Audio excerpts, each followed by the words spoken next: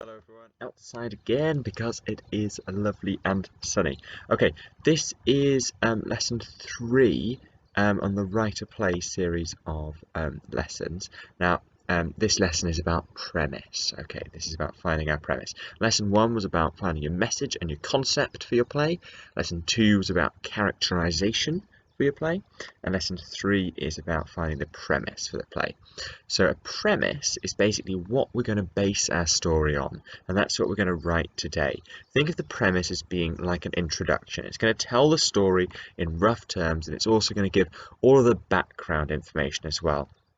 Basically, we're going to write the whole story of these characters in as few words as possible, without any dialogue or any description at all.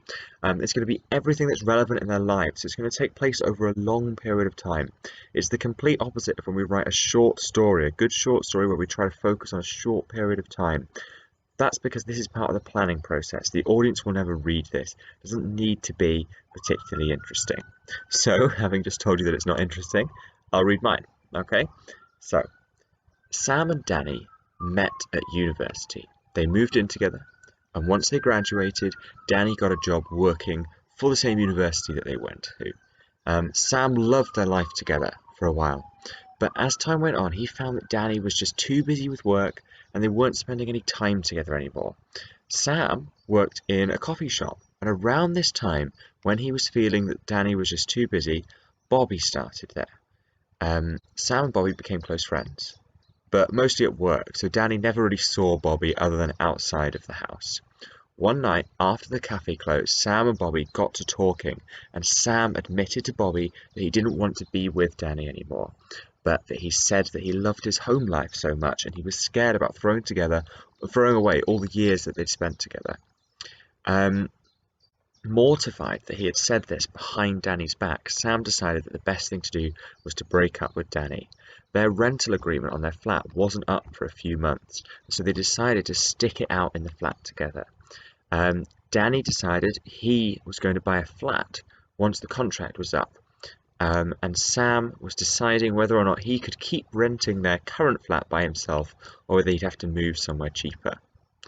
Now that Sam is single, he doesn't mind talking truthfully to Bobby anymore, and in fact, he comes to start a relationship with Bobby. One day, when Danny is away at his parents' house, Bobby comes over. Um, Bobby is loud and funny, and Sam is smiling and is happy, and he's smiling more than he has done in years. Danny comes back early to find Sam and Bobby watching TV together in the living room. Danny acts very sullen and serious when this happens, but Sam tells him to lighten up. He's pushing back against Danny's reaction. Remember, we said that Danny is the foil. Yeah, Danny is the contrast to Sam and to Bobby. Pushing back against this negative reaction, Sam's relationship with Bobby becomes more serious, and before long, Bobby is more or less living with them. Danny is aghast at this, but Bobby and Sam have a lovely relationship, and Sam's plan to get married and settle down young can still happen, and he gets to stay in his house. More and more, though, it becomes clear that Sam is paying for everything for the two of them and doing all the cooking, and Bobby's going to be pretty lazy. Danny's trying to intervene, but Sam doesn't want to hear it. It seems that Bobby is going off the boil a bit with Sam at this time. Um, and Bobby doesn't seem as invested in the relationship. And Sam thinks that this is Danny's fault. He won't listen to Danny's intervention, and instead he moves forward with their relationship with Bobby. He thinks that when Danny moves out, life's going to be all right. Danny buys his flat, and Sam signs for another year's lease on the flat that they all live in. But on the same day he does this, it turns out that Bobby has met someone else, and all Sam's plans have unraveled. So, go ahead, write that story now yourself in as few words as possible. Shouldn't include any description or dialogue or anything at all other than a list of events.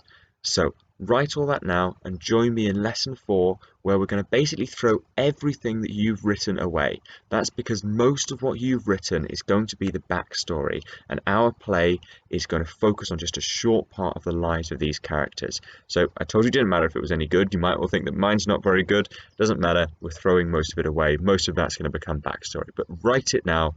as simply as you can in as few words as possible, and lesson 4 will be on point of attack, where to start a play.